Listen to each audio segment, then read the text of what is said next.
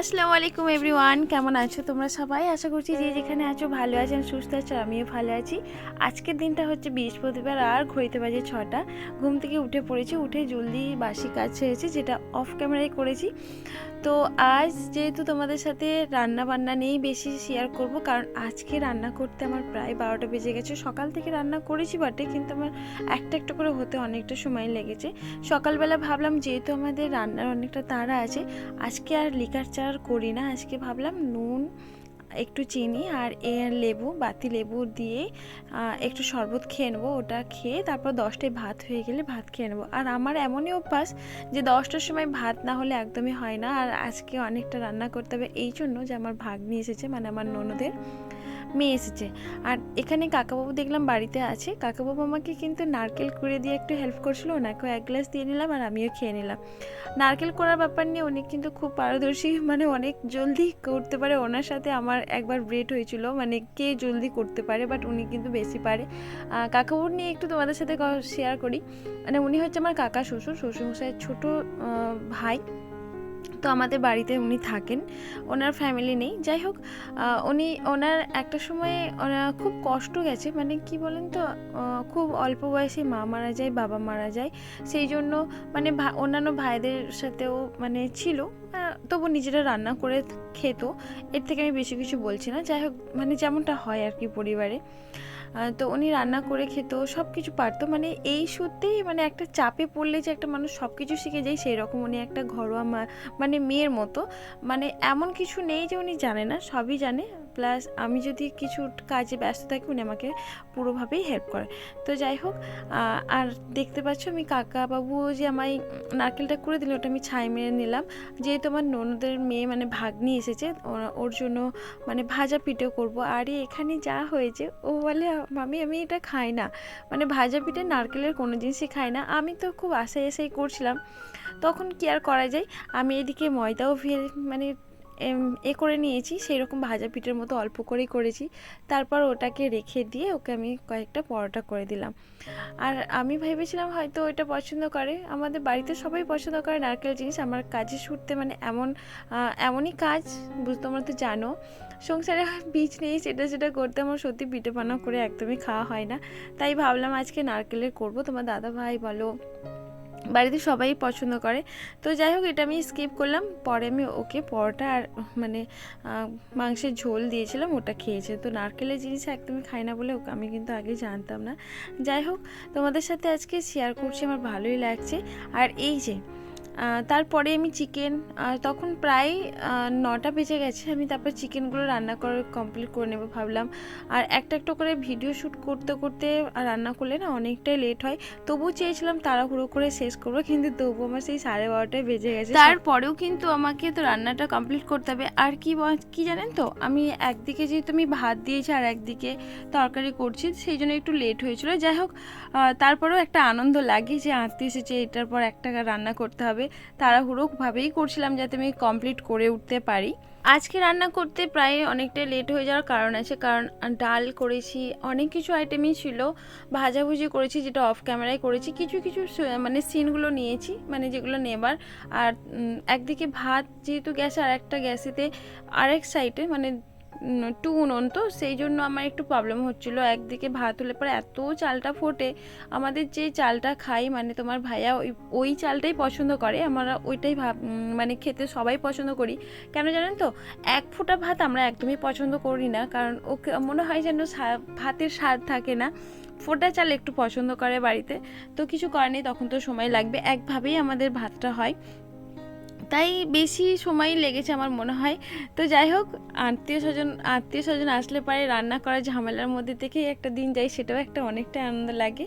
আর অনেক কিছুই রান্নার আইটেম ছিল আজকে মেনুতে। ছিল ডাল, ইলিশ মাছ, একটা সবজি দিয়ে রান্না করেছিলাম, আবার ইলিশ মাছ ভাজা, বেগুন, এইসব সব কিছু ভাজাভুজি ছিল। তার উপরে চিকেন কষা ছিল, ওই জন্য হয়তো বেশি সময়টা লাগছিল।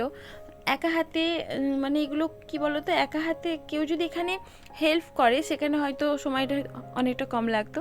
তো যাই হোক, আমার অনেকটা রান্না করতে মানে সময়টাও লেগেছে। কয়েকটা তরকারি আর ভাত রান্না করার পর দেখলাম ঘড়িতে যখন বাজে 10টা, তখন ভাবলাম নাস্তাটা করে নিই, টিফিন করার তো সময় হয়ে গেছে। আর 5টা পিস নিয়েছিলাম ওই যে ময়দার কাঠ থেকে।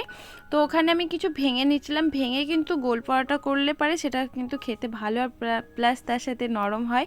গোল করে দেখুন আমি 5টা ভেঙে নিয়েছি। সকালের একটু বেশি তাড়াতাড়ি রান্নাটা হয়ে যায়, এই জন্য যে বাবু তো খেয়ে স্কুলে গেছে আজকে, রান্নার কাজটা আগে করে নিতে হয়, নাস্তাটা পরেই করলাম। কারণ ওকে সময় মতো যদি আমি রান্না করে না ভাত তো মানে রান্না করতে পারি, তাহলে ও তো আর স্কুলে কিছু খেয়ে যেতে পারবে না। মিড ডে মিল দেয়, তারপর ওখানে ও খেতেও চায় না। যাই হোক, তো সকালে রান্না কিছু কমপ্লিট করে নিয়ে নাস্তাটা ভেজে নিলাম, মানে গোল পরোটাগুলো ভেজে নিলাম। আর আমি বাড়িতেই সব এই যে পরোটা বলো, নারকেলের এই যে তোমাদের সাথে আগেও বললাম, এই সব জিনিসগুলো কিন্তু আমার বাড়িতে খুবই কম হয়। আর আমি যখন করি না বাড়িতে অনেকটা বেশি করে করতে হয়, সবাই পছন্দ করে, কিন্তু সময়ের অভাবের জন্য আমার কিন্তু সত্যি আমি করে উঠতে পারি না। বিশেষ করে সত্যি কথা বলতে আমি সত্যিই পারি না, মানে এই যে ব্লগ, তারপরে ইউটিউব চ্যানেল, তারপর বিজনেস আর নানান কিছু থাকার পরলে না আমি এগুলো সত্যি করে উঠতে পারি না। শুধু ভাত, বিভিন্ন রকম তরকারি করতে পারবো, কিন্তু এই যে নাস্তার জন্য না আমি একদম সময় পাই না, এগুলো বেশ করতে সময় লাগে। তো যাই হোক, আজকেও কয়েকটা করেও নিজের মনটা খারাপ লাগছিলো যে কয়েকটা হয়তো ও কয়েকটা খাবে আর থাকবে হয়তো 3টে, তোমার ভাইয়া তারপর কাকা শ্বশুরমশাই ওনাদের তো ইচ্ছে যাবে। যাই হোক, আজকে কিন্তু কমের মতো ভাবলাম পরে আরেকদিন করে নেব। আর ওকেও বললাম তুই খেয়ে নে, 10টা প্রায় 10:30 বেজে গেছে, তুই আর খেয়ে নে। আর এই দিকে আমার এমনই হয়ে গেছে, রোজের অভ্যাস হয়ে যাচ্ছে ডিটক্স ওয়াটারটা, নিজেকে একটু সুন্দর রাখার জন্য বা একটা শরীর হেলথ রাখার জন্য, শরীরের দিক দিয়েও কিন্তু অনেকটা ভালো। ডিটক্স ওয়াটারটা না করলে পর আমার মনে হয় যে আমি কি একটা যেন খাই না, একটা নেশাই বলতে পারো। আজকে কিন্তু তোমার ভাইয়াকে বলেইছিলাম যে তুমি আমাকে গাজর আর বিট এনে দেবে, আর বাকিগুলো শসা, লেবু, আজকে আদাটা স্কিপ করেছে, আদাটা ছিল না। গাজর, শসা, লেবু আর হচ্ছে পুদিনা পাতা দিয়ে একটা ডিটক্স ওয়াটার করলাম। আর তোমাদের কাছে আমি প্রায় বলি যে তোমরা পারলে এই ঘরোয়া জিনিস দিয়ে নিজের স্কিনকে ভালো রাখতে পারো, এগুলো পেটে খাও। যতই তুমি দামি দামি ক্রিম মাখো না কেন, স্কিন কিন্তু অনেকটা ড্যামেজ হতে থাকবে যতক্ষণ না তুমি নিজের ভেতর থেকে স্কিনটাকে যত্ন না নিতে পারো। দামি দামি ক্রিমেই যে সব কিছু হয় তা না, ভেতর থেকে স্কিনটা গ্লো করলে পারে, সেই গ্লোটাও একটা আলাদা ধরনের থাকে। তাই সবাইকে বলবো তোমরা পারলে সপ্তাহে 2বার থেকে 3বার করো এরকম ডিটক্স ওয়াটার। তাতে সিয়া সিড, গাজর এইসব দিয়ে, জড়িবুটি, এইসব ঘরোয়া প্রোডাক্ট, ঘরোয়া মানে হতে না হতে মানুষের বাড়িতে থাকে, 3 থেকে 4 ঘন্টা ভিজিয়ে ওটা খাবার সময় লেবুর রসগুলো নিংড়ে নিয়ে একটু নুন দিয়ে খেয়ে নাও, বাকি সবগুলো চিবি চিবি খেয়ে নাও। স্কিনের জন্য অনেক ভালো, অনেক ভালো রেজাল্ট দেবে। তোমরা কয়েকদিন খাওয়ার পর বুঝতে পারবে যে স্কিনে কী একটা গ্লো দিচ্ছে। আর তো তাতে কিছু মাখো আর নাই মাখো, ভেতর থেকে একটা গ্লো পাবে। তো যাই হোক, এটা নিয়ে অনেকটাই বলছি কারণ আমি অনেক ভালো একটা রেজাল্ট পাই এই জন্য। তো আমার অলরেডি হয়ে গেল। আর আমার যেহেতু এদিকেও রান্না করতে অনেকটা সময় লাগছিলো, তোমার ভাইয়াকে বললাম যে তুমি আমাকে একটা ইন্ডাকশান এনে দেবে। তো বললো আচ্ছা ঠিক আছে। তো আমি এখানে ক্লিন করতে করতে দেখছি তোমার ভাইয়া চলে আসবে, বলতে না বলতে আমি ভাবতে পারি না যে আমাকে ইন্ডাকশান নিয়ে চলে আসবে বলে। তো আমি ভাবছিলাম তুমি হয়তো লোকাল ব্র্যান্ডেড এনেছে। তো আমায় বলছে দেখো তুমি কিন্তু প্রেস্টিজের প্রোডাক্ট, এগুলো তোমরা সবাই জানো খুব ভালো হয়। আর এই কোম্পানির আমার সব কিছু জিনিস আমার খুব ভালো লাগে। আমি দেখে অনেক খুশি হয়ে গেছি, আমি ভাবতে পারি না উনি আমাকে সাথে সাথে এনে দেবে বলে। তো যাই হোক, আমার ভিডিওটা তোমাদের কেমন লাগে অবশ্যই কমেন্ট করতে ভুলো না। জানি না আজকে অনেক তাড়াহুড়োর মধ্যে ভয়েস ওভারটা দিলাম, কেমন কি হচ্ছে আমি নিজেও বুঝি না। তো যাই হোক, আমি বলে দিয়েছি, ভুল ত্রুটি হলে অবশ্যই তোমরা ক্ষমার চোখে নিও।